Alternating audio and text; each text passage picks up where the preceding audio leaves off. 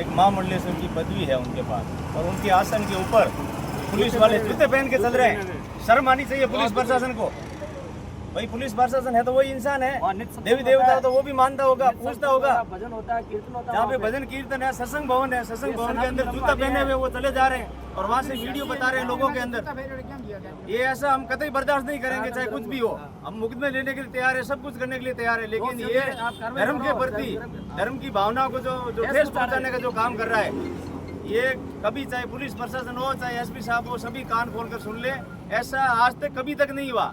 हजारों आश्रम है, हजारों चीजें हैं। अरे आपको दबिश देनी है तो और भी अनैतिक गतिविधियां चलती है, राष्ट्र विरोधी गतिविधियां बहुत सारी चलती है। वहाँ पे आप कहीं भी जांच नहीं कर सकते।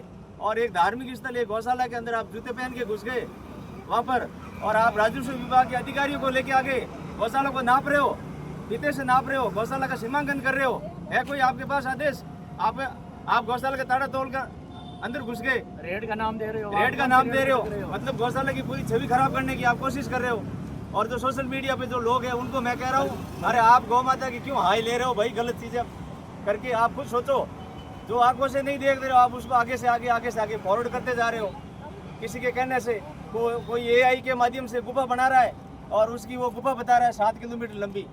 अरे भगवान के ऊपर रहम करो, थोड़ा देखो आप करने क्या जा रहे हो। गौ माता आपको नहीं छोड़ेगी। लंपी की बीमारी आई थी उस समय सबको याद है, एक नागौर गौशाला है जिसने 24 घंटे दरवाजे खुले रखे थे। और अभी जो लंपी की बीमारी आई थी तो सरकार ने सिर्फ एक इश्तिहार जाहिर किया कि लंपी वापस आ रही है, इतना करके छोड़ दिया। अभी तक सरकार के पास लंपी से निपटने का कोई साधन नहीं है।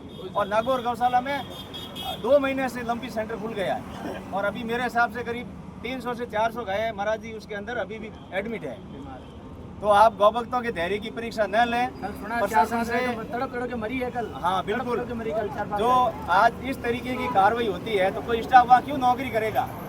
आज 400 स्टाफ में से 150-200 स्टाफ है तो अपने घर चले गए, तो फिर वहाँ सेवा कौन कर रहा है? गोबर कौन उठाएगा वहाँ पर? आप आओगे क्या पुलिस वाले? तो मैं निवेदन यही करता हूँ कि आप इतना मत करो, नाक के ऊपर पानी जा रहा है सभी का, तो आप समय रहते समझ जाओ, नहीं तो अंजाम भुगतने के लिए आप तैयार रहना। चाहे पुलिस प्रशासन हो, चाहे सरकार हो, चाहे नेता लोग हो, कोई भी। हमारे लिए जो गायों के लिए और संतों के लिए जो नहीं है वो हमें कोई स्वीकार्य नहीं है। धन्यवाद। पुलिस प्रशासन हाय हाय, पुलिस प्रशासन हाय हाय, पुलिस प्रशासन हाय हाय, पुलिस प्रशासन हाय हाय।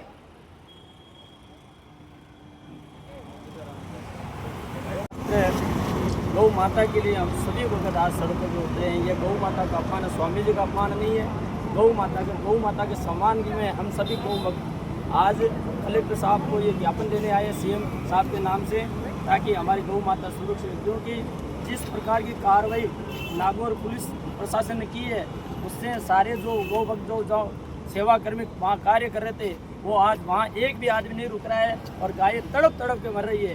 ये गाय माता की हाई सबको लगेगी। इसलिए पुलिस प्रशासन को हम कहना चाहते हैं, पहला तो सर्वप्रथम गौ माता की जो उन्होंने जो वहाँ पे कर्तव्य पुलिस प्रशासन ने अपराध किया है वहाँ पे सेवाएं शुरू होवे और स्वामी जी को न्याय मिले। कि स्वामी जो हम देख रहे हैं गौ माता के लिए वो अपने रात दिन एक करते हैं और गौ माता के लिए अपने प्राण देने के लिए वो तैयार रहते हैं। ऐसे स्वामी जी के लिए कुछ असामाजिक तत्व उनके ऊपर लांछन लगाने का प्रयास कर रहे हैं बार में। हम ये लांछन बार सहन नहीं करेंगे। ये आखिरी अवसर है, जब तक अगर स्वामी जी को न्याय नहीं मिलता है हम गौ माता के लिए रोडों पे उतरेंगे और गौ माता को न्याय दिलाएंगे। गौ माता के सम्मान में हम सभी वक्त आज ये कलेक्टर साहब को ज्ञापन देने के लिए आए हैं। बोलो गौ माता की गावे सर्वे सुख प्रदः सर्वे देव महिम गौ मात्र नमः। बोलो गौ माता की जय हो।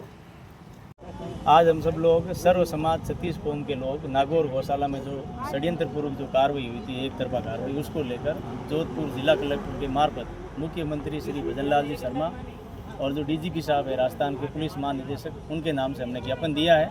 और हमारी ये छोटी सी मांग है कि जो दोषी है उनकी गिरफ्तारी हो, दोषियों पे कार्रवाई हो।